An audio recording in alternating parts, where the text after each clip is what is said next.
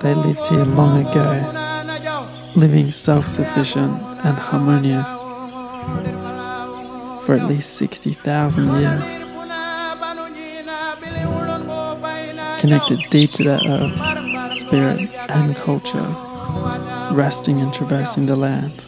Their habits were sustainable and layered in multi-dimensional rituals with values unlike anything of the West.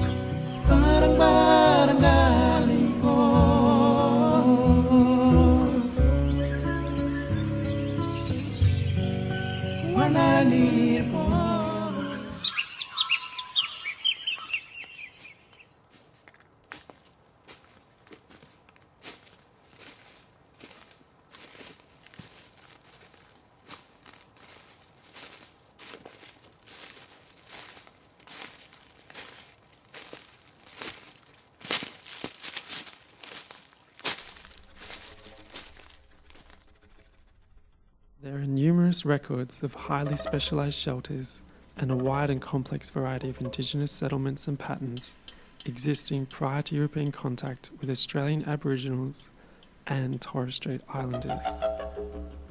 Domestic, religious and special purpose spaces were built all over the continent. Australia was not an empty land.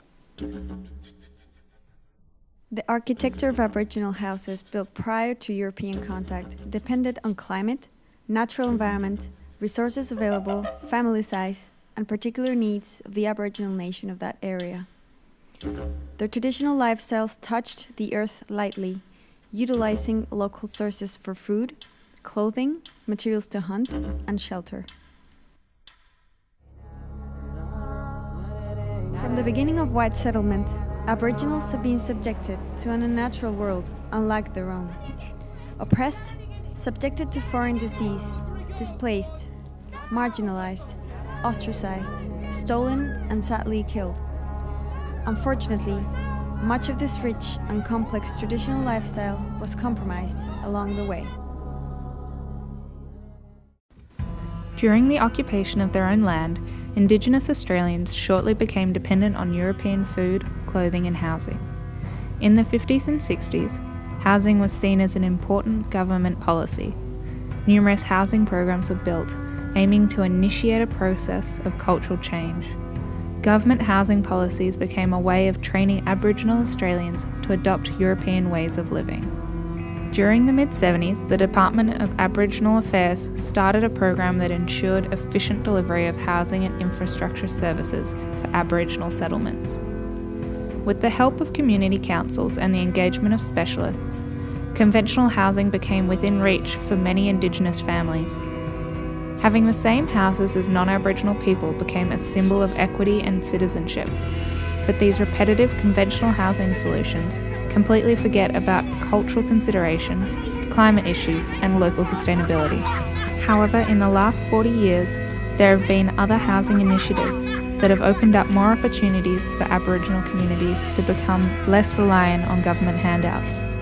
These initiatives have tried to address the issues that the government has ignored by looking at housing from a larger and much more complex cultural perspective. A house is not just a house, but so much more.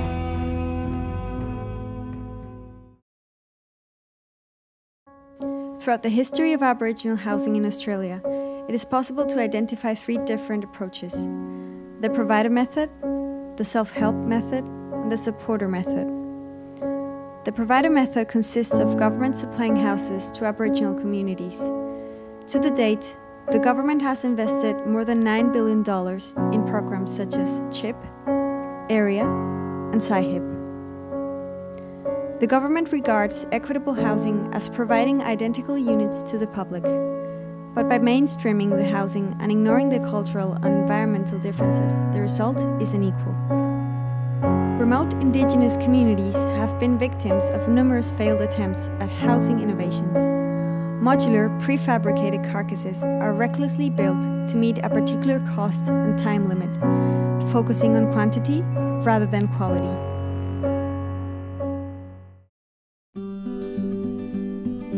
The self-help model is defined by the self-determination of the community, acquiring knowledge on how to build their own houses with local materials and traditional construction methods. However, the process takes longer than conventional construction. The self-help model is best exemplified by the work of Paul Haar and also by the Jack Thompson Foundation. Their architectural approach to Aboriginal housing resulted in good quality houses that suited the community perfectly.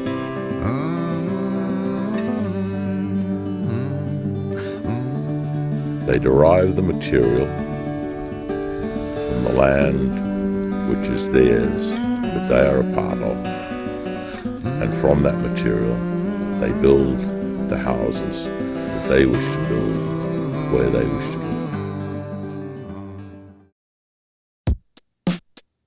The supporter model offers communities a selection of structures that can be adapted to each location. There is a large focus on community engagement and education of design and construction methods. Through this process, people have ownership of their project, the methods and the knowledge. A successful example of this is the Home Plus initiative.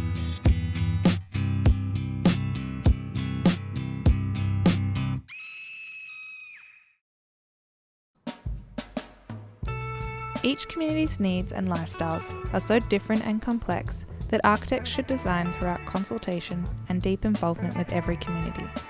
This design approach is called the cultural design paradigm, and it is founded in the belief that the cultural differences present in Indigenous living behaviours can inform the design process. So different environmental circumstance, different histories, different social circumstance, their needs were very different in each case. And the only way that I could actually come to understand that at all would be to actually spend a fair bit of time with them.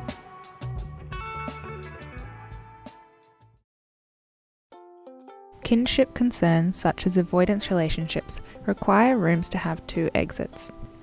Some communities are used to externally oriented living, therefore considerations should be made when designing a house in terms of veranda space and open areas. In contemporary Indigenous societies, one house is inhabited by 3 or 4 family units. Homes of 6 to 12 people are very common, therefore a house should also address this need for space while also considering individual storage places, multiple bathroom amenities and durable materials.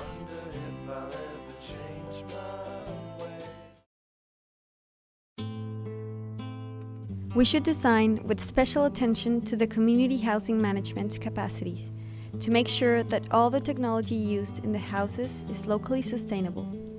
This approach is called housing as a process philosophy. Working in remote areas implies that everything that you need is generally kilometers away from the site. Therefore, architects and builders should focus their efforts on designing and building with accessible materials and using non-sophisticated methods of construction.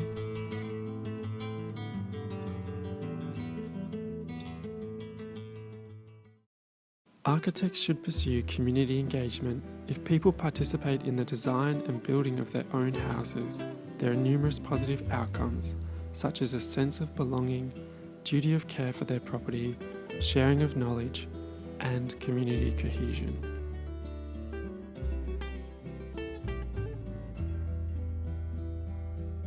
Obviously, if you've got a self-help model, you're providing housing, people are healthier because they're fitter, they're not getting into trouble, and there's so many other benefits. And there's a sense of community, a sense of belonging, a sense of ownership, brings families together. Like that was by far the biggest thing, and I could see that because I was living there all that time.